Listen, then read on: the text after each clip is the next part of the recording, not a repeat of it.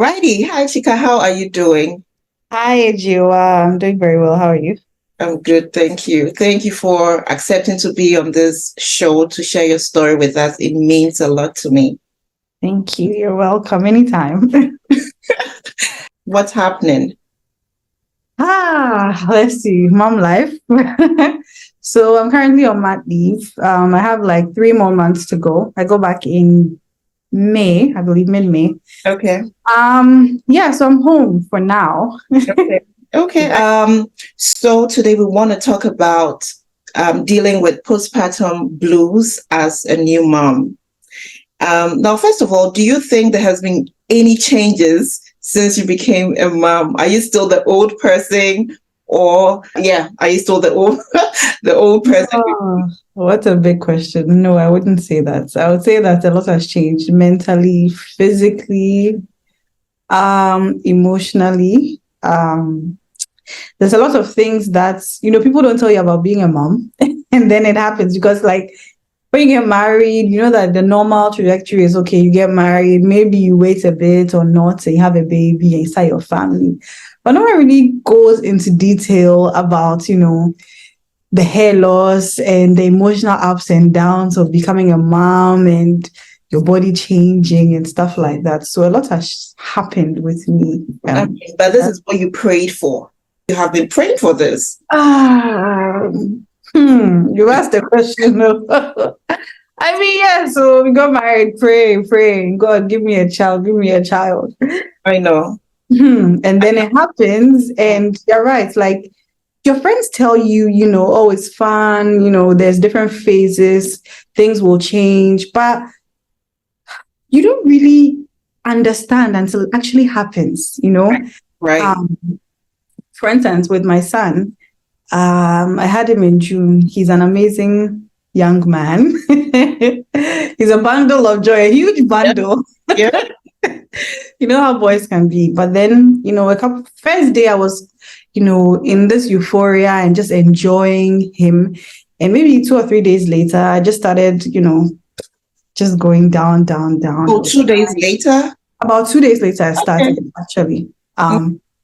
So we got home from the hospital. I had a C-section. We got home from the hospital and obviously on meds and trying to heal. And then I started crying for no reason. Oh.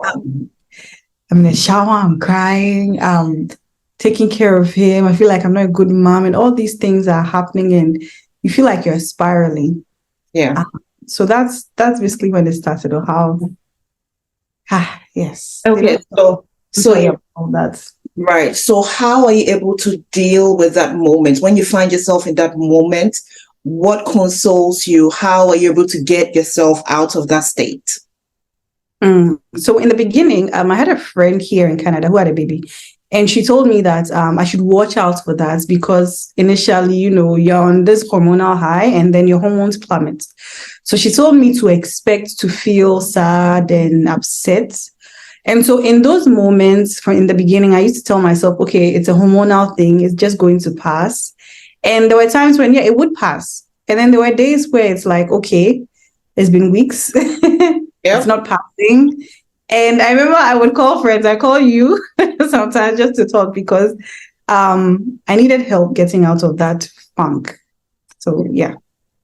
Okay. So yeah, I mean, so you would say you would call friends and sometimes you just need somebody to talk to. Talk to, yes. A lot of the times you need someone to talk to. At the time my mom was here, my husband obviously being very supportive. Okay. But my mom's time had passed. So whenever I talk to her, and I'm like, oh, mommy, I don't know what's going on with me. And she's like, oh, no, it's fine. Yeah, okay. Yeah. But then sometimes you don't want to just hear I'm okay. Like you want to feel consoled. And my husband, God bless him, he's a man, different there too. Yeah. So speaking to friends who had recently had babies or had, recently passed through this stage was extremely helpful for me. Okay. Because besides consoling you, it's like speaking to someone who understands what's happening. Right. Sometimes just hearing from them, a hug, a phone call, just to say, "Oh, how are you?" Like those were extremely helpful in those times. Yes. Okay. Now let's move away from that aspect. Now, you as a person, do you feel like your life is on hold? Do you feel like you, not by choice, do you feel like you had to put your life on hold just to be there for the baby, just to help him out? Because of course, he's very much dependent on you right now. How do you feel as a mom, as a person?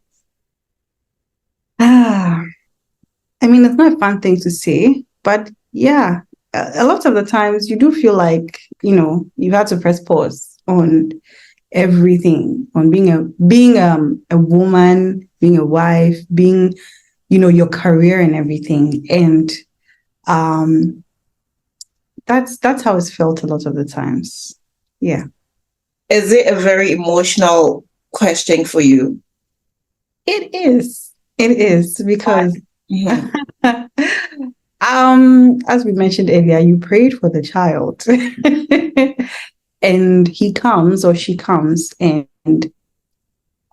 they have needs, they have expectations, and as a child, they don't even know how to. They obviously can't take care of themselves, and they don't know that, okay, mommy needs a break, or they just want what they want when they want it. Yeah, I would say they're selfish in quotes. Yeah.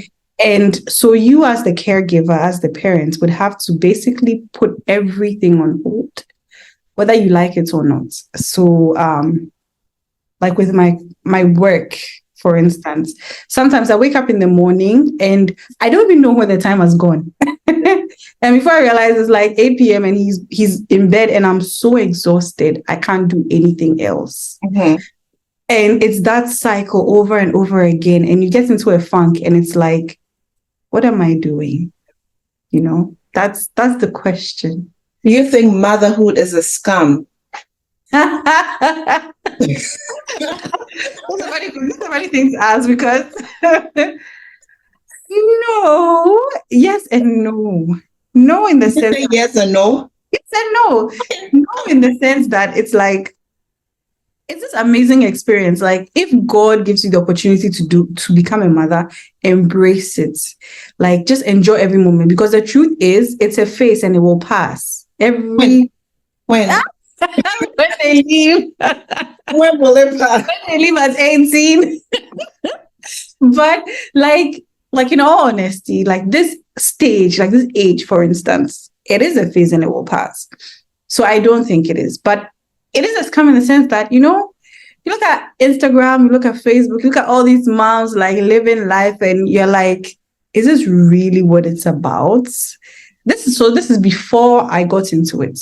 People are like, oh, I woke up in the morning, I was able to go to the gym, take care of my child, we had a schedule, he followed the schedule, he ate, and it's all rosy.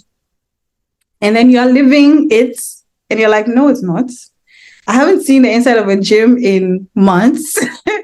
Yeah. I'm eating and doing things at the same time. Like, no, That's not what I signed up for. Now, if God should come to you and ask you, Shika, I am willing to do anything for you right now, based on what you know right now with regards to your baby and motherhood, would you be this in a hurry to have a child? Or would you take your time and just enjoy life in general? What would you do? What changes would you make?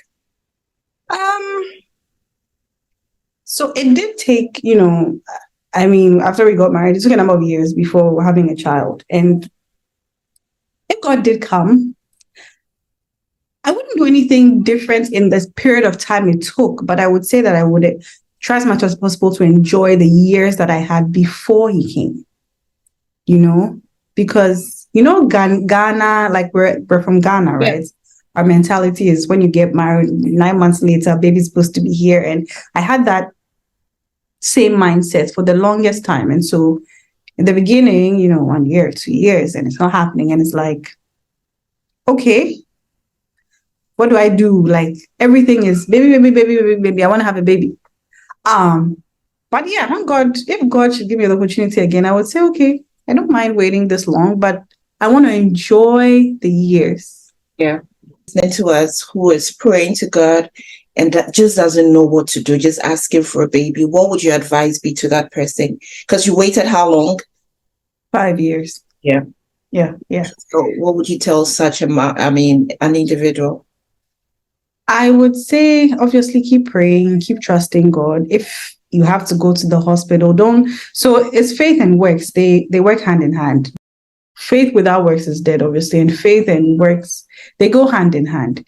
So as you're praying and trusting God, also ask for wisdom. God, what do I need to do in this period of time?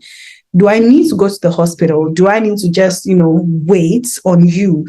Do I need to do these checks, X, Y, Z? And if there's a medical backing to it, do I need to wait on you for a miracle? Or do I need to, seek like medical attention just to sort things out? And after praying, just trust God. Trust timing, because God's timing is so perfect. But that's tough. But it is tough. And looking back, I'm like, I don't know how I made it. I don't know how I made it. Always say, wait on God, trust God's timing. But the waiting period is so difficult. It's the worst. It's not easy. It's not, because it's true. Waiting, you don't know when it's going to happen. Yeah. Like, you have no idea. But the truth is, if God has said it in his word, it will come to pass. 5 years, 2 years, 10 years. But then the question is, what are you doing within that period to maximize your time with God, your time with your spouse, to make yourself better as a wife, as a woman, as a career person, so that when the babies do come, because they will come, then it's like, okay, what have I done in the last year or in the last 2 years, Yeah. So in the waiting, also act, do. That's what I would say. It was really beautiful. Thank you for sharing this inspirational journey of yours with us. Thank you for coming on the show. I know this was really short because I know you have to go take care of. Yes, baby. Definitely do this again. And I really do appreciate you coming on here. Thank you for having me. I'm happy to hop on again for your next session. Thank you so much. Thank you. You're welcome.